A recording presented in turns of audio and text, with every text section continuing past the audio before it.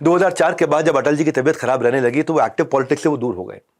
तब से आडवाणी जी उनकी तबीयत पूछते रहते थे, उनकी हेल्थ के लिए प्रार्थना करते रहते थे, अलग अलग मंदिर जाते थे। 2018 में आडवाणी जी की तबीयत भी खराब रहने लगी और इतनी ज्यादा खराब रहने, डॉक्टर ने उनको घर से बाहर निकलने को मना कर दिया। लेकिन जब अटल जी को एम्स में एडमिट होते हुए देखा तो आडवाणी जी, जिनको खुद को अलाउड नहीं था घर से निकलना, वो खुद उनको खड़ा होकर के चलना अलाउड नहीं था, वो रोज एम्स पहुंच जाते थे। किनसे मिलने? अटल बिहारी वाजपेयी जी से। उनको अपने भाई की तरह, राम लक्ष्मण की जोड़ी। 16 अगस्त 2018 की सुबह उनकी बेटी है प्रतिभा, और प्रतिभा के साथ वो अटल जी से मिलने के लिए हॉस्पिटल पहुंचे।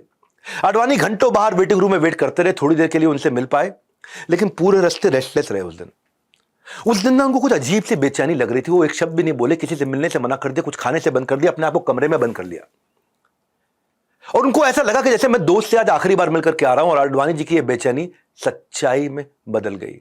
उस दिन शाम को 5 बजे अटल जी ने अपने जीवन की इस शरीर में आखिरी सांस ली। 90 साल के आडवाणी, जो पिछले कई सालों से फिक्स्ड और स्ट्रिक्ट डाइट और रूटीन फॉलो किया करते थे, उन सुबह से कुछ भी खाने पीने को मना कर दिया, दवाई ले नहीं रहे थे, कई घंटों बेडरूम में खुद को बंद किया हुआ था।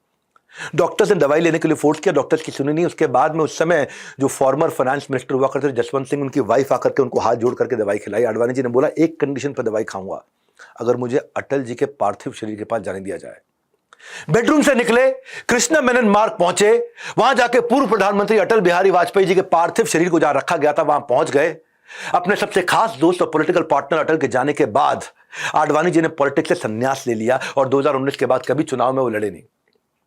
आडवाणी जी एक ऐसे व्यक्ति थे जो गलत को उतनी ही सच्चाई से हमेशा गलत कहते थे। ये गलत है तो गलत है, सही है तो सही है। उनके ऊपर कई बार बदनामी का नाम लगा। किस बारे में आप जानते हैं? 1992 में जो कांड हुआ था, आडवाणी जी ने हमेशा हार्ड लाइनर बताया गया था। उनकी एक सॉफ्ट साइड भी थी, वायलेंस को सपोर्ट नहीं किया उन्होंने।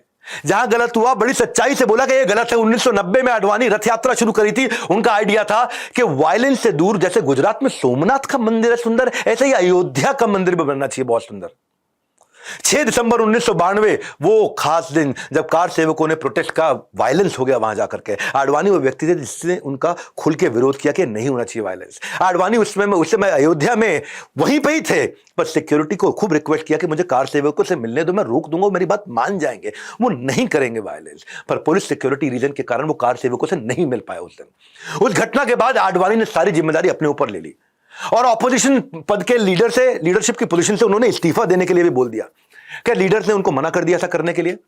बहरहाल 2020 में कोर्ट ने बाबरी विध्वंस मामले में फैसला सुनाया, आडवाणी को बाइज्जत बरी किया। लेकिन आज भी मॉरल रिस्पॉन्सिबिलिटी लेते हुए आडवाणी ने उस दिन को अपने जीवन का सबसे काला दिन बताते हैं। उसकी जिम्मेदारी आज भी वो मॉरली अपने ऊपर लेते हैं। इसको बोलते हैं कैरेक्टर एंड कॉम्पिटेंस। इसको बोलते हैं प्रिंसिपल बिफोर प्रॉफिट। और ये प्रिंसिपल बिफोर प्रॉफिट, आप में से जो जो लोग लीडरशिप फनल में आए वो हमेशा याद रखते हैं कि हम सबसे पहले प्रॉब्लम सॉल्व करते हैं, लास्ट में प्रॉफिट पे फोकस करते हैं। प्रॉफिट गोल नहीं होता, प्रॉफिट आउटकम होता है। आडवाणी के जीवन में भी ऐसा ही रहा। राज सुख लोभ है ना, आउटकम है, इसीलिए वेटिंग प्राइम मिनिस्टर बोलते हैं। ये ऐसे व्यक्ति, इतने डिसिप्लिन व्यक्ति रहे कि 90 साल की उम्र में भी 90 से ऊपर इनकी अटेंडेंस रही थी। 90 से ऊपर मतलब क्या हुआ? एज इनके लिए नंबर था। ओल्डेस्ट मेंबर ऑफ पार्लियामेंट, 16वीं लोकसभा, 86 साल की उम्र से लेके 91 साल की उम्र। 91 साल की उम्र समझते हैं आप? आज आप 30-35 साल के लड़के को बोल दो भाग के दिखाओ थोड़ी देर, तो हाफ जाएगा। एल.के. आडवाणी ने उस समय रिकॉर्ड बनाया था पार्लियामेंट में 92% अटेंडेंस का। 90 साल से ज्यादा उम्र थी, 92% अटेंडेंस था 2014 से 19 में। से उससे भी ज्यादा इनकी अटेंडेंस रही। 2014 से 19 में जो थी वो कम थी, वो 91 थी शायद। और आप जानते हैं कि ये बाकी सारे मिनट्स, इसको ऐसे समझो, 92% अटेंडेंस अपने आप में आइसोलेशन में समझ में नहीं आएगा, कंपैरिजन में समझ में आएगा। भगवंत मान जो आज चीफ मिनिस्टर है, इनकी अटेंडेंस 56% रहा करती थी। शुभेंदु अधिकारी जो बंगाली है, उनकी अटेंडेंस, फॉर्मर मिनिस्टर, 21% अटेंडेंस रहा करती थी। अभिषेक बैनर्जी, उनकी वो नेशनल सेक्रेटरी थे टीएमसी के, अटेंडेंस 28%। देवे गौड़ा जी की 55%। Akhilesh Yadav former chief minister 32%। Amarinder Singh former chief minister 6% attendance, और ये 92%। ऐसे इंस्पायरिंग स्टोरीज के साथ मैं चाहता हूं कि आऊं और इस देश का नैरेटिव बदल दूं। ये चलिया जो है ना, 40 दिन का नहीं होता डिसिप्लिन का, ये जिंदगी भर का होता है। ये जनवरी से लेकर दिसंबर तक चलता है। इस प्रकार का डिसिप्लिन मैं चाहता हूं लोगों के बीच में ला करके दे सकूं।